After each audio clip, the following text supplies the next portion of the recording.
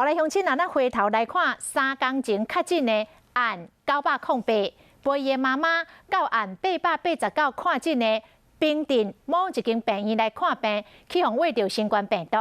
互人想袂晓的是，这个案908甲案889，当时做伙伫咧等候看诊的区域内，前后无到15分钟，而且2个人是坐前后2排，无讲话，啊拢挂喙罨，到底是安怎来传染的呢？感染科的医师的研判有2种的可能：第一，2个人的喙罨挂了无确实；第二，2个人根本都毋是烂手的感染，是属于接触的感染。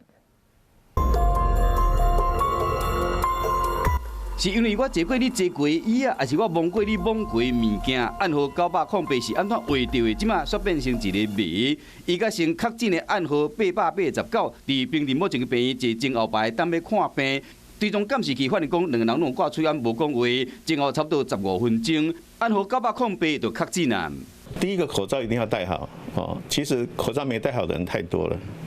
哦，露出鼻子啦，把口罩拉到下巴去的例子比比皆是。再来手一定要非常注意哈，因为陪病的人他说不定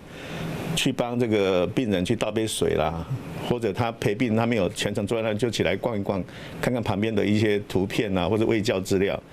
哦，那这个时候他就有可能去接触到环境，所以洗手是非常重要的，一直就增加洗手的频率是关键的，不是只有戴口罩就可以解决问题的。打喷嚏或咳嗽哈，其实在录影带上面是看不太出来的，尤其大家都戴有口罩的时候了。那是不是在社区有可能？好，那当然所有的可能都没有办法被排除。监视环境接触的感染，因为候诊室未曾做过环境的采检，都已经消毒过啊。目前指挥中心要对这2个人病毒基因的定数来找答案。大家若想要避过风险，喙罨都要好好啊挂，千万唔通无要无紧。